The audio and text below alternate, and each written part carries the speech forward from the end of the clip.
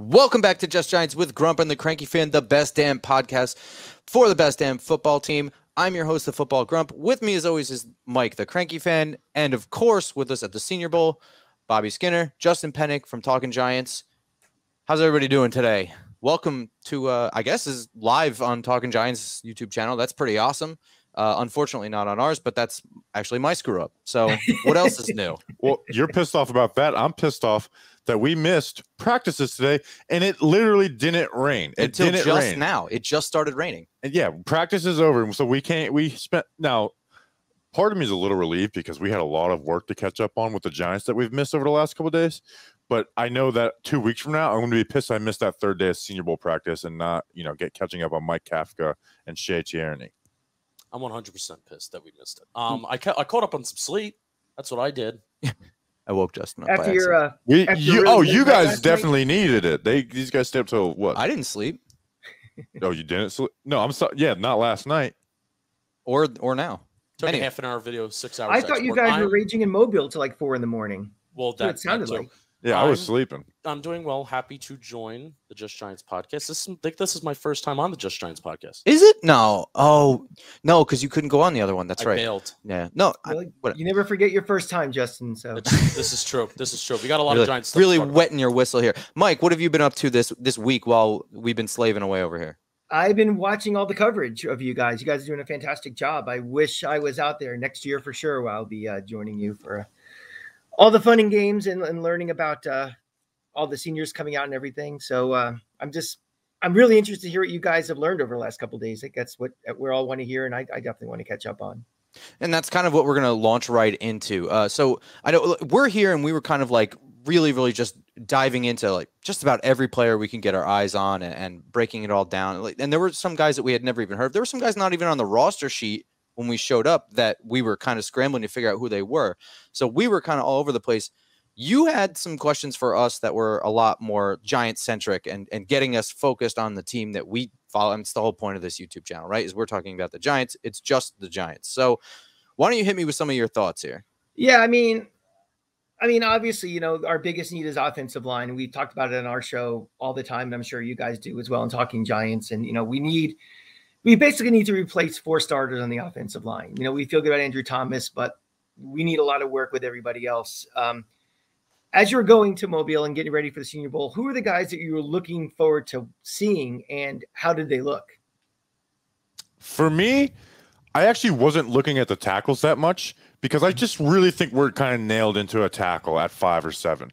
I just really do. So if this was last year, I'd be excited because you can look at the Trevor Pennings, the Philly, Bernard Raymond out of Central Michigan, and it's like, okay, that guy can come in and compete and hopefully beat out Matt Parrott instead of having Matt Parrott battling with Nate Solder.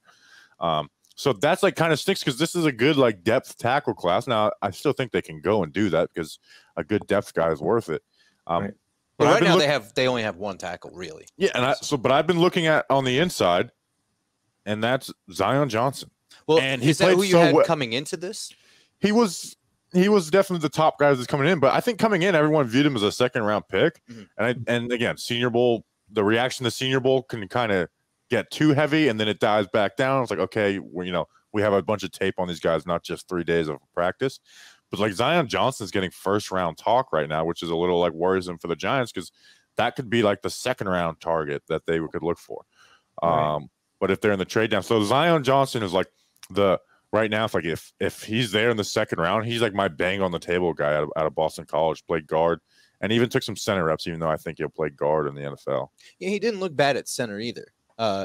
We were standing there wondering, and 3 random guys started snapping the ball. I mean, really, we were just waiting to see who was going to do that. And to jump on top of that, Cole Strange, who will be there on maybe a 3rd round, 4th round type player who looked good at center, who's moved to center. That's a guy who can fall in. Now he's not as big as Nick Gates, but like, hey, a guy that has shown he can do at center guard. And he looked really good. He wasn't perfect, didn't have a perfect week. But he's another guy who's like, wow, that's a guy you get and work with. And, he's not he doesn't have to slate him in as a day 1 starter, viewing him as that. It's like, hey, depth is part of being a good offensive line. And I think that was going back to the last regime and Dave Gettleman is like, yeah, did 2 like of their major investments not worked out in Nate Solder and Will Hernandez? Yeah, but they also really didn't invest in depth either. Right. You know, where like, you know, the Billy Price trade, the Ben Bredesen trade, those guys were traded to not even be starters at first. Right. When you're watching like the practices, are you looking at things differently than you would be, let's say, at the combine? Like I know it's more like specific skills at the combine, but when you're evaluating these guys during these practices, is there anything different you're looking at, or is it all kind of the same?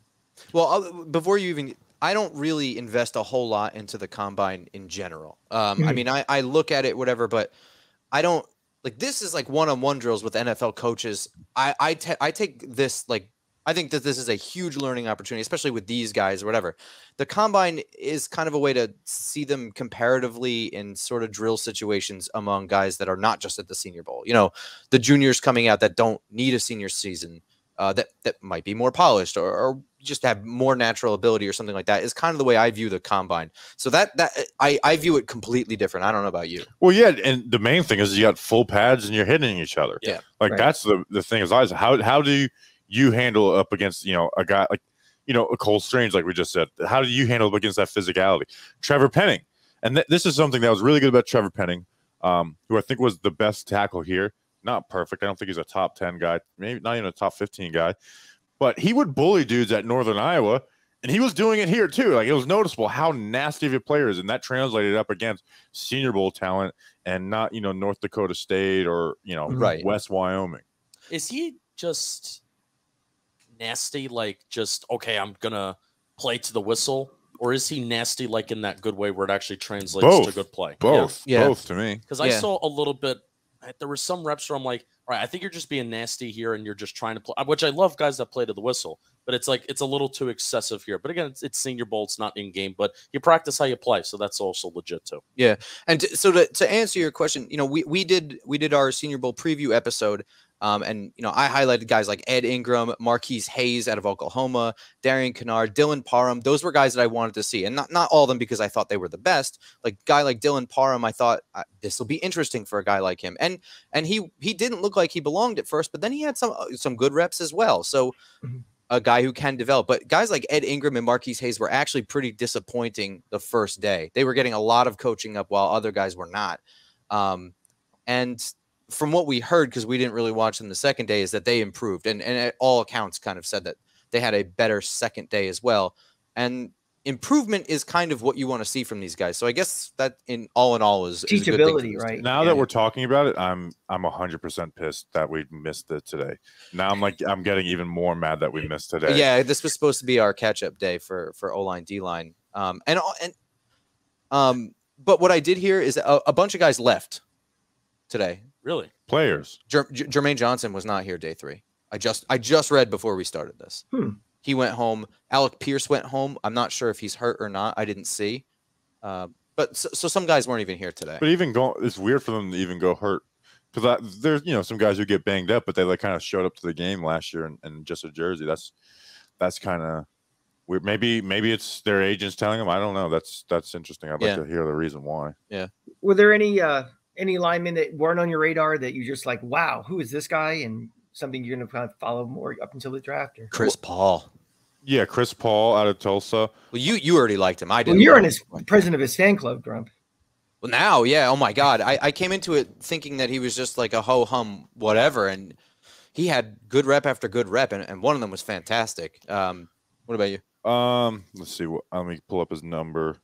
The college. Braxton Jones out of Southern Utah. The he's playing left tackle for them. He looked pretty good. He was like looked pretty good. With like, okay, I need to go watch more of him. And we're talking O-line, but like, I guess we can transition. Neil Farrell Jr. out of LSU. We've been raving about every day. Yeah. Like, I went and looked at like the draft profiles today to see where he's at. They have him like as a 6th rounder. That's what Rob was telling us too. There's anyone who's going to change from Senior Bowl week is Neil Farrell Jr. out of LSU, because he was just dominating rep after rep after rep consistently, and it wasn't like, you know, I'm taking advantage of a drill type. No, those were legit reps. I saw that line in person. I went to the Florida LSU game this year, and for a team that supposedly couldn't run the ball, they ran for like 550 yards against us. It was just they mauled. Well, no. Neil Farrell is a D lineman. Oh, well then, there you go. Never mind. The- We're still talking about the- offensive linemen. How would you guys run the ball versus them? We couldn't run the ball all year, really, other than Damian Pierce, which we'll get to in a minute. But But probably at the Senior Bowl, I would say the most fun. That's the word that I've been using. The Senior Bowl, because Well, it is fun. I don't want to act like I'm not a specialist of anything, but I'm just going. What guys are fun? The position group that was most fun to watch was the interior defensive lineman. Yeah, and I didn't expect that either. Who was the UCLA kid? Agbanya, right? Yeah. Yeah, there was a UCLA kid that also was not on the roster sheet when we got here, and we were number 91 at the Senior Bowl, and I'm pretty sure number 91 at UCLA too. So if you want to look him up, yeah, and he was outstanding as well. The D line, but what also made these D line guys stand out is that the interior O line guys we already knew were very good. Yeah, and these D linemen were still winning. So that's kind of where that meshes. So it was fun back and forth. Where I barely watched wide receivers and DBs, but also because every time I kind of looked over, it wasn't fun. Those guys in the battles that they had going back and forth where the lineman would win some 1v1 reps, where in those individual drills, it's mostly designed for the defense to win. But the fact that they were going back and forth and it was competitive between both sides, it was pretty fun all week. Yeah, I'd agree with that. Perry on Winfrey out of Oklahoma was really good too. Yeah, I liked Max Mitchell as well from Louisiana, and I had I don't want to say like a whatever grade on him coming into this week, but he was just like, he's another guy among these, the names like Ed Ingram and Marquise Hayes and Zion Johnson. He was not really somebody I was like really expecting a whole lot from, but I really liked Max Mitchell by the end of the week. Him and a couple other players have me agreeing with Justin on something I didn't agree with going on. Kingsley Enagbare out of South Carolina. When guys use good technique, he was kind of like not effective. Like he was able to take advantage of bad technique guys, and he's not the most biggest overpowering guy. Like he uses his hands really well, and so when guys were like in Max Mitchell, who was like probably had some of the best technique there, he was able to shut him down. So I know we've been talking positive, but like more on the negative side, that was one. But to your point, Max Mitchell. Shout out to the Florida Gators offensive line coach and offensive coordinator Rob Sale. Like it's really well coached at Louisiana. We got a comment. This is why it's helpful to be live streaming on YouTube at the same time. Jermaine Johnson had an ankle injury. He will be playing in the Senior Bowl. Okay. So maybe going home was not really that big of a deal since it's probably not far from I count Mobile, Alabama as my home now. So Neil Farrell Jr. is from Mobile, Alabama. How about that? Wow, he wasn't. At you the know bar who was last the night. standout last year? Who was from Mobile, Alabama? Kadarius Toney. Wow, how about that? That's full circle. Cranky fan, you watched South Carolina this year. Did you recognize Kingsley Enagbare as someone that was a huge problem on the defensive line for South Carolina? The Gators offensive line, everybody was a big problem last year on the defensive line. So, but did he like wreck the game? It was a game wrecker. I mean, just, we had just so many problems with pass blocking and run blocking that the lines are in our face all throughout the SEC. So they didn't stand out to me as like, oh my God, these guys are NFL prospects, but just, solid. And it's just the Gators were not doing so well in the offense. Yeah. Okay. Let's not talk about that, please. All right. What else you got for us? What about edge rushers? Who did you see that you really were like? Do we just say it in unison? Well, we went home. Jermaine Johnson was like, he was definitely like, and I will say this year, it seemed like the guys who were the best coming in are the best coming out. Yeah, like UB is a guy that I really enjoy at Penn State. Jesse Lucchetta actually did a little bit more to impress me than I thought. I thought Lucchetta would. I was thinking at one point, is this guy like he's really agile? Is he an off-ball inside linebacker? But no, I think he can hack it at. Yeah, he's like not. I don't want to say Micah Parsons just because of Penn State, but like that movability. Yeah, I think it is possible. Like put two lights in front of it, like Micah Parsons light. Yeah, correct. Yeah.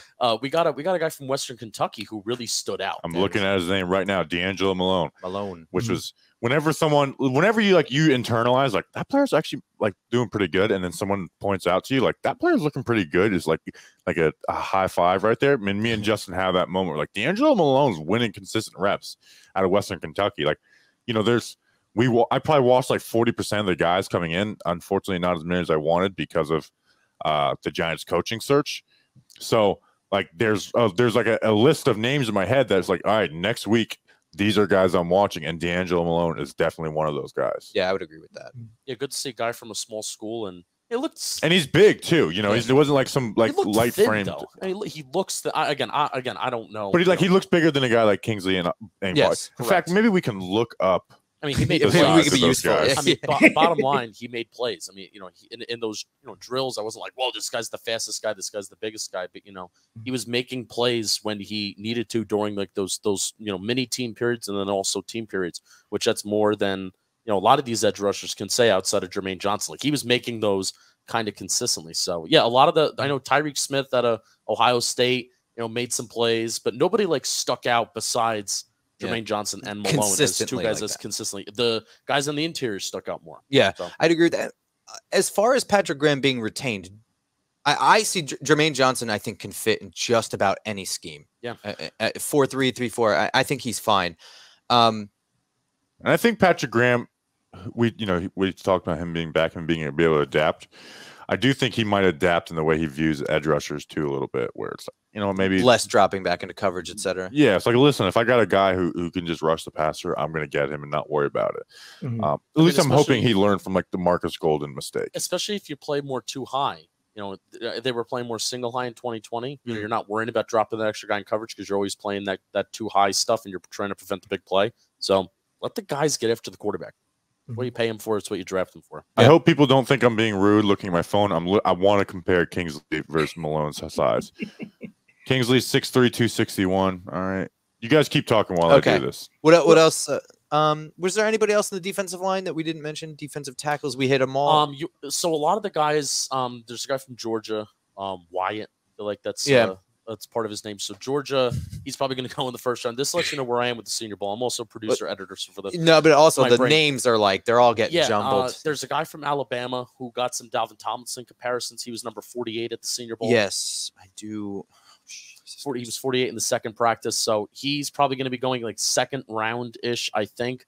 But John Ridgeway, Mathis, you had mentioned to me, yeah. So John Ridgeway, though, out of Arkansas, yes, John Ridgeway out of Arkansas. One of the things that I struggled with the Senior Bowl is like, oh, I like this guy. I would look him up and see like where he's projected. Oh, this guy's like second round, third round. So all these guys that we like, this even includes like tight ends. There's so many like second, third round guys that we like. He's pretty skinnier. Malone? He's 30 pounds less than Kingsley. I told you Malone was skinny. I was like, he's not very big. So I'm good for my brain. I feel smarter. But but there's a lot of guys that we're looking at right now at the Senior Bowl this week, and part of my issue is that all these guys are second and third rounders. Where are we going to fit, maybe some day three guys? And I think Ridgeway can be one of those guys that he is a pure nose tackle, and he has one move, and it is a bull rush, and he moves people, and he has strength. But you're not looking for your nose tackle to have like all these pass rushing moves. You want a guy that can kind of be on their rushing downs. You want a guy like Danny Shelton was supposed to be this year, where he doesn't have any moves except he's big and he. Well, I mean, the prototypical one's Vita Vea, right? Yeah, and we're still looking for like that Dalvin Tomlinson replacement. As as Giants fans, we're still looking for a guy that can fill that role, and maybe a good value pick. And Ridgeway can a great value pick. He was moving people during the Senior Bowl, so he was fun. And Cranky fan, I don't know if we've talked about this, but the defensive line and it being perceived as a Giants' strength currently is just basically 2 expiring deals, right? Mm-hmm. So I don't think that this is an insane time to be thinking about defensive line. I know Giants fans probably don't want to hear that coming off of Dave Gettleman's obsession with defensive linemen. We definitely taled about that. That was one of the episodes about a month ago. We were saying that it seems solid right now, but we have to start planning because these guys, with Lawrence is going to be a free agent potentially soon, and lots of things are happening. You want to build going forward, not have that drop when people leave. So yeah, and since 2018, and this is with Brandon Beane, Joe Shane, Buffalo Bills. The Bills have taken at least one defensive lineman in the first 3 rounds of the draft. 2018, it was at Harrison Phillips in round 3. 2019, Ed Oliver round 1. 2020, AJ Epinesa round 2. 2021, Gregory Rousseau and Carlos Basham in round 2. So it may not mean much for Joe Shane, but when talking about evaluating, okay, when are they going to take offensive linemen? When are they going to take defensive linemen? I would say the position and the kind of the group that has the most precedence for the Buffalo Bills taking high, it is those defensive linemen and edge rushers. So quarterback. We know Daniel Jones, he's gonna be back next year, obviously. So we have to make a decision immediately. And we all think that, offensive line, edge rusher, those are the biggest needs. But was there anybody that would give you like a thought, well, maybe we go with him for one of those 2 picks hype? Or is there anybody that it's Malik Willis? I'm trying to hold it in, let you finish your Let it out, man. It's Malik Willis. And now QB is a position where I got to go watch all his games now. I can't just look at the Senior Bowl. Here's where I think we are with Malik, because you say it and it's, people probably have a mental conniption either way. One way or the other, people are losing their mind. We need it. Or it's like, no, F you, we don't fucking need it. Yeah. So this is a family show. Come on. No, do not listen to him. We broke down draft day. This is not a family show. Yeah. Here's where we are. I think at least my brain, and you let me know if you agree with me on Malik Willis. I'm in the flirtatious stage where I'm interested, but I'm not ready to ask you out She could yet. smile and have bad teeth. If Joe Shane, Brian yes. Dable, Mike Kafka, and Shea Tierney want to take him, I'll be 100% behind it. But I'm in the flirtatious stage. I'm not ready to ask you out yet. But you're passing notes in our locker is what you're doing right now. This week, I am super, super intrigued. Absolutely. I think I agree with that. Right now, after this week, no, I'm not using a 5 or 7 pick on him. Right now, no. I mean, and again, like QB is a position I can't just watch 2 days of practice. I got to go watch him. I got to go through his games and see what he's about more, and not just highlights, because his highlights are awesome. But it's like, okay, why did he struggle versus Ole Miss? Was it just clearly outmatched players wise? And he had some struggles down the stretch, even not against the bigger schools. And Ole Miss is not exactly Georgia for an SEC defense either. Well, yeah, but again, they have more Liberty, talent, obviously, but it's not considered a great SEC defense. Crank, did you see Hugh Freeze responded to a Giants Twitter member in Monte Cristo, and he basically said Malik Willis he might have went to Liberty because we know Hugh Freeze will pay players, and Hugh Freeze responded, and I've only drank water today, I promise. Responded to him these clowns will never use the facts though. Did you see that? I did not, but Hugh Freeze is in the Bruce Pearl category of the biggest sleaze on the planet. And which I didn't realize Auburn was so good until we were at the bar the other night, and Auburn's ranked #1. So I saw somebody from ESPN was like, this is the greatest coaching job I've seen in my 20 years at ESPN. It's like, yeah, because of his bag game. That's the only reason why. And Hugh Freeze is beyond slime. I mean, he was brought up as a possible Florida candidate after Mullen, and I was like, I'm pulling my money. I'm not donating to the school anymore if you bring him in. So the hell with him.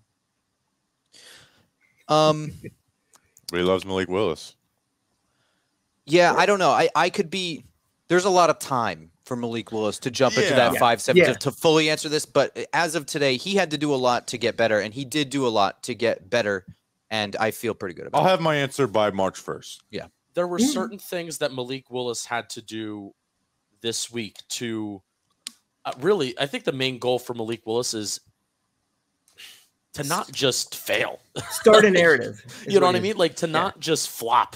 And I think he did that. And then obviously he did do a lot more than just not flop. Well, he was the best one there. He was. But I also think that it would have, I kind of thought in my brain, you should undoubtedly be the best one there. But the reason why you wouldn't be the best one there is because of the issues that you do have, which is inconsistency, some inaccuracy issues. But clear cut, Malik Willis is the most talented quarterback of this draft class. So there was almost in my brain, I'm Malik Willis should be the clear cut #1. But I also have to watch Matt Corral too. Right. Yeah, I was going to say of the guys, I haven't had time to look at it. I don't think there's going to be anyone that's going to oversee them. Though. So the things that we were looking for Malik Willis to do this week was, one of the things was to show that you have more than one speed that you throw the ball, and you don't just have the fastball. He showed off that fastball, but also there were some nice touch throws that he gave. Nothing absolutely crazy. But there were times in situations where, you're going on your left, there's a guy that's wide open, you're running, you're outside the pocket, you're going, you're kind of throwing it or across your body. You don't need to put such a fastball on, just deliver that ball with a nice touch. Fine. And there were a few instances of that the guys running crossing routes over the middle of the field. He puts a nice touch on also day 1, probably one of his best throws of the entire week. We obviously weren't there day 3, but out of the 2 days that we saw, there was a beautiful streak that was down the field, and it went for a touchdown on 1v1 with the DB. But it's just kind of falls in a guy's breadbasket over his shoulder, over the cornerback's shoulder, had no opportunity for a corner to tip it or intercept it. And Malik, could have just tried to drive that ball in there from 40 yards out, but he didn't. He put the touch on. And that's one of the things that we need to see this week. And also stay in the pocket, because this is not a week where Malik Willis gets to showcase his magic, which his magic is the improvisation, throwing from different arm angles because you have rushers coming at you and running the ball. This is not the week for that. This is a week for guys like Carson Strong and Kenny Pickett to really show off, because they're in the pocket and there's not really that rush. And there's, just let's see how your brain works and let's see how the arm works. So this isn't a week for Malik Willis to show off the magic, but he still was the clear-cut best quarterback out of everybody. You know what I can't stand more than anything is look at next year's QB class. Like, that ever works out. All right, sorry. You're right. Seen some Bryce Young, CJ Stroud. It's like, oh, in Alabama and Ohio State QB playing well. Like, well, we haven't watched it. I'm not putting my eggs in that basket. Yeah, and also like Sam Howell was like really, really highly regarded. Then 2 straight years was kind of a dud. I mean, it's not really the time to be. There's a whole year for quarterbacks to lose stock. And what is funny though, that we are in full like, okay, this is how the draft cycle works. This time of year, it's like, oh, no QB is worth taking in the top 5. Like just that Malik Willis throw to the left, it was a good throw. Don't get me wrong, like it was a good throw. Twitter was treating it like it was the most amazing throw I've ever seen. I was like, well, it was wide open. This is more. It was kind of a routine. Like, if your QB doesn't make that throw, you're a little baller. Not to take anything away, but like there were so many throws he had that were better than that one. But for some reason, that was like the one where it just went crazy. It's like, this is like, I've seen Mr. Trubisky make that. I've seen every QB make that throw in the that starts games in the NFL, except for maybe Mike Glennon. I think, or Jake Fromm. I think for Malik Willis, the biggest thing for me was, even with that throw, was day one, we were seeing a lot of rocket shots, and day one was dry, and balls debatable from case to case basis too, whether it's a drop or didn't really need to be a rocket. I mean, and it's always going to be a little of both anyway.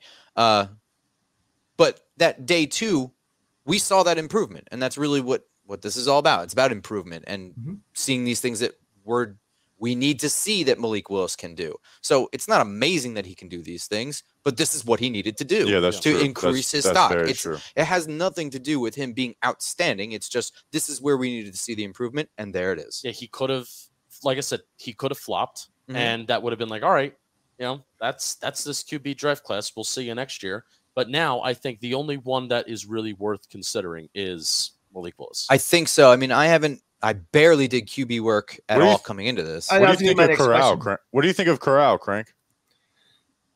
I think he's really good. I mean, I've been following him since high school because he was originally in a Florida commit. And then when Dan Mullen became coach, he basically told him, we don't want you.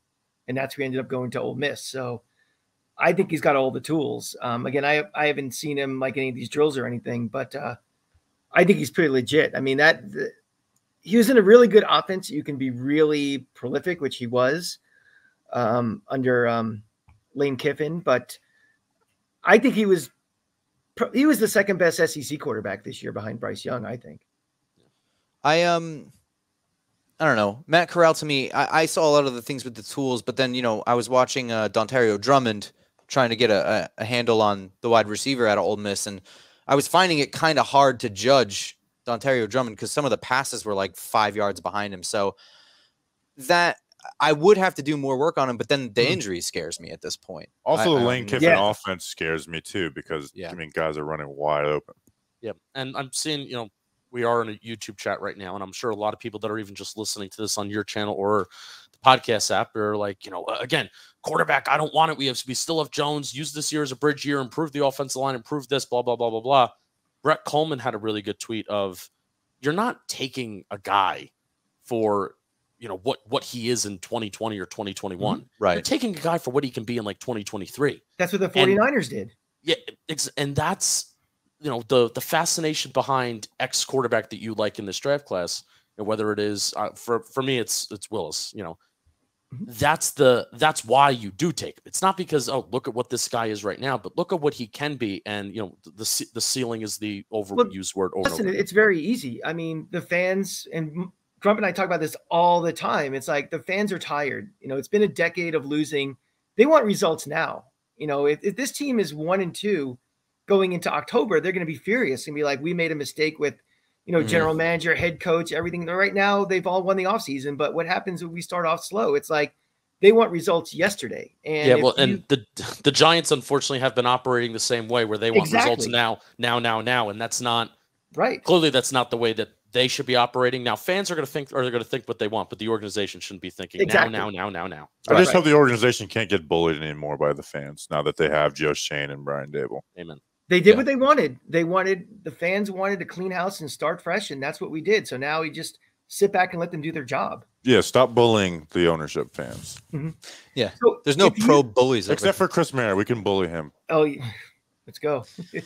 So if you three are the general manager, I mean, are you still thinking right now, based on what you've seen for the last 2 days, you know, for the first 2 picks, are you still thinking O-line edge, or are you thinking Willis might kind of sneak into that, one of those 2 picks? Or are you thinking maybe trade down?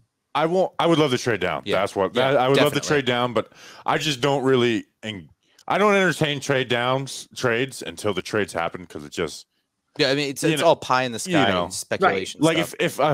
Like if there's a trade down, yes, take it. But it's like I don't know if that's gonna be there, especially with the limited QB. Like, what if Malik Willis goes at pick 4? Well, the Giants may not have any trade down opportunities. That's what I mean. Yeah, philosophically. So I would like to trade down, but just assuming we're at keep it 5-7 right now, I would be like O-line edge, or even O-line, even though I don't think that's realistic. I mean, I don't think it's unrealistic. I don't think it's unrealistic if there's a trade down possibility and staying in the first round. Yeah. And I know we're not entertaining this, but I would take one of the tackles, Aquanu and Neal and Kenyon Green at 7. There you go. That's what I was going to say. I would do that. Now, if like the Karlaftis, Thibodeau, Hutchinson, one of those guys fall, it'd be hard for me to pass up on one of those guys. But to say they all end up going in the top 4, well then. Yeah, I would love to go Evan Neal and Kenyon Green, or Aquanu and Kenyon Green. Yeah. Okay. Now I think I said this too, is that Devin Lloyd could sneak into a first round consideration for me as well. Again, that's probably in a trade down scenario, and he wasn't here, so that was a chance for him potentially to move up into a top 10 spot, I guess. Though I don't think that's going to happen for him. He would have been really the only exciting interior linebacker to watch. That's probably true. Although Damone Clark from LSU would have been someone, but it's really difficult to judge the inside linebackers here. And my guy JoJo from Nebraska, who was like really good in coverage, but has never defended the run in his life. Now the greedy part of the show for me. Now when I talk about Gators, so Damian Pierce, he's a guy that was severely underused by Florida. You know, Dan Mullen had him part of his running back rotation. We had a lot of good running backs, but he was clearly the best. He only got 10 or 11 attempts a game. What'd you guys think of him? I saw some stuff that he was picking up blitzes and stuff and looking really good, catching the ball out of the backfield. What did you guys see? Crank went like crazy over this one-on-one blocking rep they did at the end of practice. Oh, I did. Yeah, I went nuts. But also the whole group of guys down there did. Oh yeah, it was amazing. Like, it was an amazing rep. Here's my issue with Grump. Is like, we'll be talking about wide receivers and he'll be bringing up their blocking. And I'm like, dude, I fast forward through the blocking reps on the wide receivers. I look at too much stupid stuff. I really do. It's important. It is important, but my time is more important than watching how a wide receiver blocks. It's not even that for me. It's just, you fast forward through it. I mean, if it's already happening, I'm going to watch running backs I do watch, yeah. But yeah, that was like, oh my gosh, that's like that was like a picture perfect running back block rep. And I want to throw it back to you. What do you think his best attribute is? Because I have a hard time. I think he's good, but it's like, to me, it's like, what's that one clear cut attribute from Pierce that might make him better than the next guy? Goal line, just getting that extra 2 yards. If it's 3rd and 2, if it's 4th and 1, if it's 3rd and goal, he scores. Yeah. He just seems like he's pretty good at everything type of running back, which those guys make money in the NFL. Well, that's actually why I like him the best of all the Senior Bowl guys here. And what you think his best thing is here is goal line scenario and getting the extra 2 yards is probably the hardest thing for us to judge at the Senior Bowl practices. But what we can judge here pretty well is receiving reps and blocking reps. And that's where I thought he did really, really well. He had a really nice wheel route, and I think it got broken up. I think the pass was a little behind him, but I think he completely beat his guy in the route. I have to check the millions of clips. Remember the one route they ran where it was like he caught the ball, and your comment was like, what covers by the linebacker, and he was still able to bring the ball in on the sideline. Like, it was a tough catch to bring in. And that happened in the rain, too. And doesn't have a lot of mileage on his tires either. Like I said, well, that's he was part of a rotation. He was part of that rotation is actually a benefit for him at the NFL level, because that's probably is that like the snake bite of Alabama running backs? Like, traditionally, not in the last couple of years, those Trent Richardson guys, is that they've already burned so much of their tires, especially if they're going to be used as bell cows. Like, so I mean, you look at AJ Dillon, for example. He got an insane amount of carries at BC. It was like 400 carries a year or something crazy like that. Well, all the Wisconsin running backs, it was like all the Wisconsin running backs. It was like Ron Dane. AJ Dillon's volume was like Ron Dane volume, but he's in a rotation in the NFL right now. Yeah. So and Andre Williams, I think, at BC as well. Yeah, where he led the nation. In yards and stuff. But I really like Damian Pierce for those reasons, and that pass block rep is insane. And why I was going crazy over it was because it was fantastic, but also it was like the one clip I missed in the last like 10 minutes. And but I did finally find it, and I retweeted it.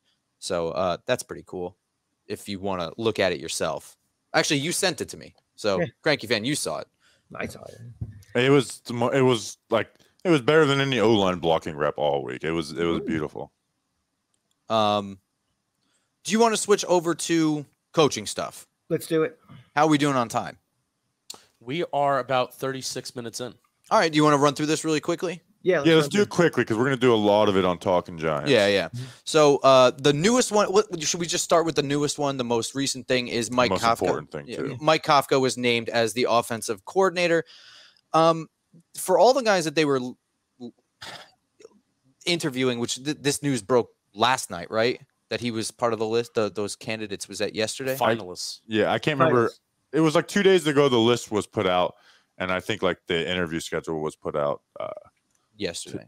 I don't know. But he's the offensive coordinator now. Yeah, and he's only really been as far as a coach before, when he was a quarterback, obviously is kind of irrelevant, but he's only really been the quarterback coach for Patrick Mahomes, which is very much like, how responsible are you for this, and how much of it is just Patrick Mahomes being a freak? You know what I mean? And also just part of Andy Reid's offense where he can flourish and that sort of thing. So that I felt a little bit uneasy about that, but I didn't realize that from 2020 to 2021, he was also the passing game coordinator for Kansas City as well. So that's slightly moving up just from, I listened to a full podcast with him, and I was a little conflicted about him because, like, Mahomes doesn't have great footwork, and that's like, Mahomes was kind of like put under his wing. Even his rookie year, like when he was a quality control coach, one of his main jobs was to like take Patrick Mahomes under his wing and spend extra time with him, like kind of get him up to speed as how the NFL game works. Whether it's footwork, setting protections and things of that nature.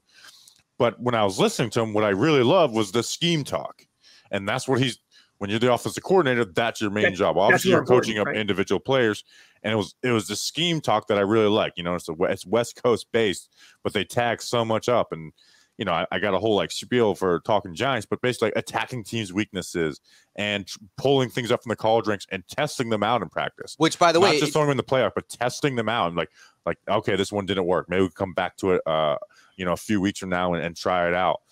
So the scheme stuff is what really excited me for, and that's what is the offensive coordinator. But also, where have we heard this before about pulling plays from the college level and practicing them?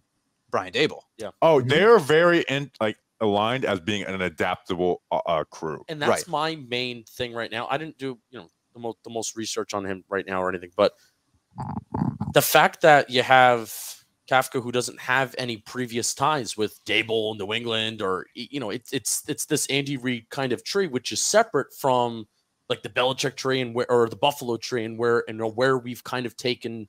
Graham is also from that Belichick tree as well, so that's what kind of entices me. It's like, ooh, this is the one hire that has been different. A guy that wasn't already in the Giants building, wasn't with Buffalo, or wasn't with His most important hire wasn't just a friend. Correct. And that's what it makes me like, ooh, this entices me, as clearly you're maybe seeing something in this guy. And it does seem like philosophically, with the research that you guys are doing, clearly philosophically, they do seem to align. And that's been the most exciting thing from Joe Shane, Brian Dable down, that all these guys, in the way that they speak and the way that they talk and the philosophies they have about football, they all kind of seem to be in line with each other. And that's exciting.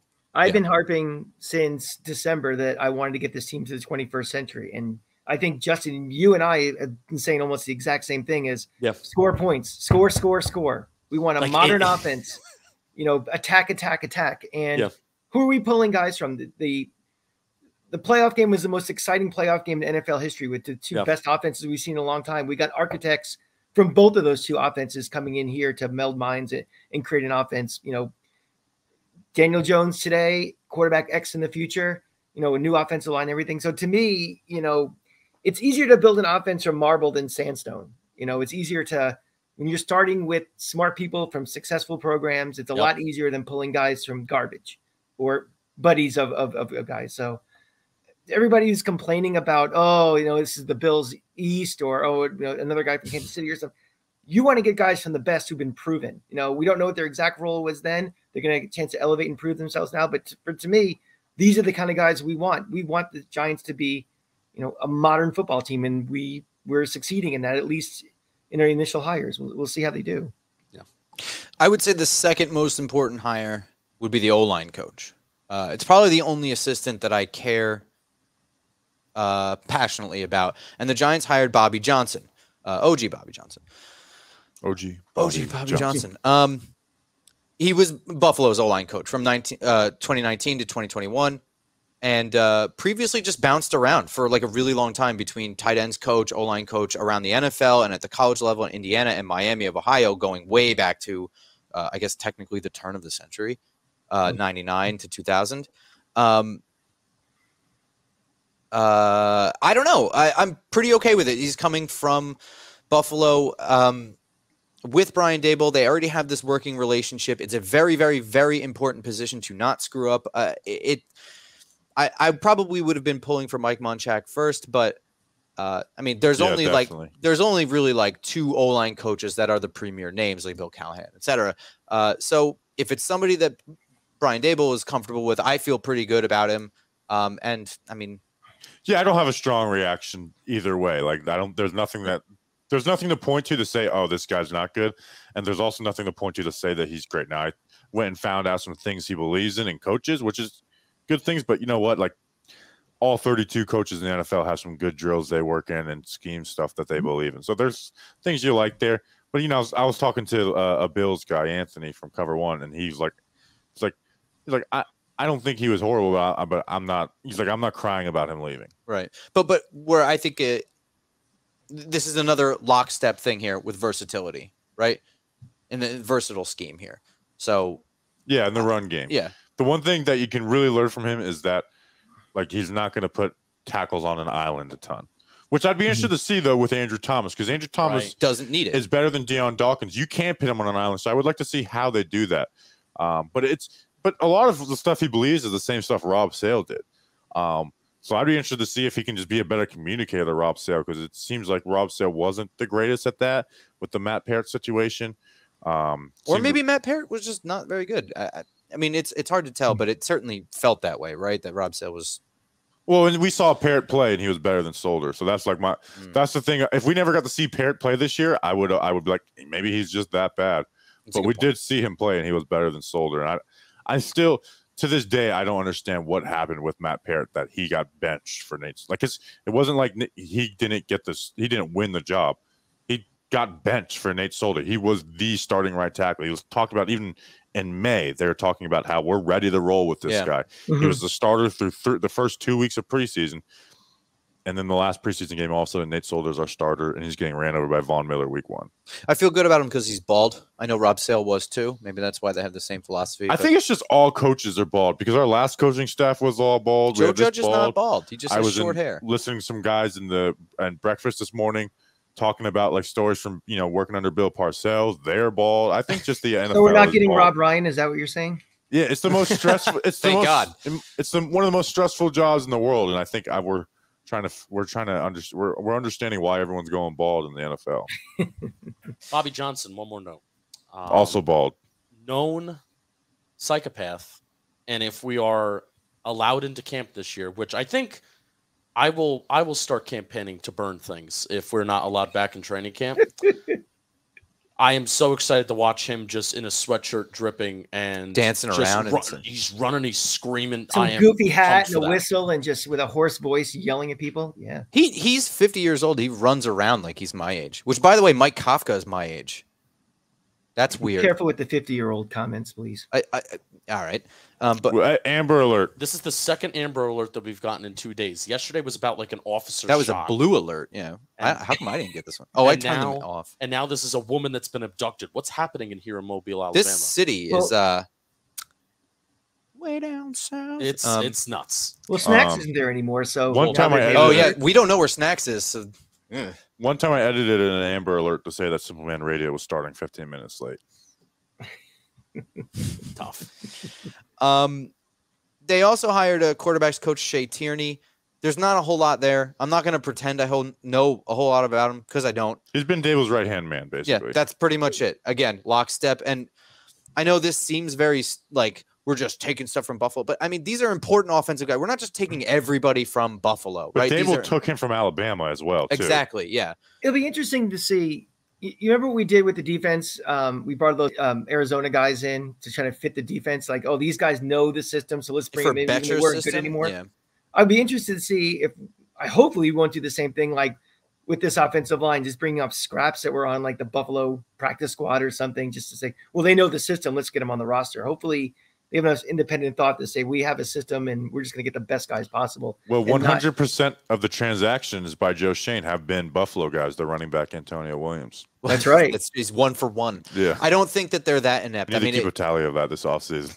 The offensive line is in such shambles that I think going after anybody that's just a stopgap solution to be significant starters would be folly. I mean, if they do anything, scrap people like that would be just depth guys, and they just need bodies, to be honest with you. Although the fan reaction might be insane. It always is. Yeah.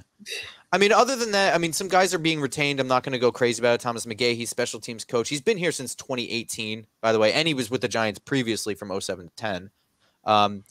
Jerome Henderson staying as DB's coach, and Patrick Graham is. I don't know if it's really official. Mike Garafolo tweeted it. So anywhere, unless he gets an interview somewhere where he hasn't got an interview, it's as official. a head coach specifically. Yeah. So it looks. How many jobs are open left? Jacksonville. Minnesota just they can't make Minnesota official till after the Super Bowl. Yeah, but it's essentially official. So I thought Jacksonville, Houston. I feel like there's more. The Saints, right. New Orleans, and the Dolphins haven't named anybody yet, have they? Wow, if they went from it's unbelievably late. How like this never went. I feel like it's never went this late before. Really late. Anyway, I think he's staying here, and I think that's I'm happy with that. And the offense is so bad; they really need to throw their investment into fixing that. The defense can stay the same, but I don't know that this is like Patrick Graham and Brian Daboll are now lockstep, and they're going to. Patrick Graham could easily take a head coaching job next year. And it could absolutely happen. Patrick Graham is also smart. Like defensive coordinator jobs are hard to get. It's just, not as hard as head coaching is, but they're hard to get. Don't pass up one where you know that you are, you're revered by your peers. Mm-hmm. And then the only other thing, and I just want to close it out here, unless you've got any closing comments. The Giants hired Director of Coaching Operations, Laura Young. She was previously Buffalo's Player Services Coordinator, and I don't know what a Director of Coaching Operations does. I don't know what that is. But she's the first female the Giants have hired, which is, I guess this position is technically on the coaching side, or it seems to be a middleman between front office and coaching situation. Yeah, I don't think it's an on-field coaching position. No.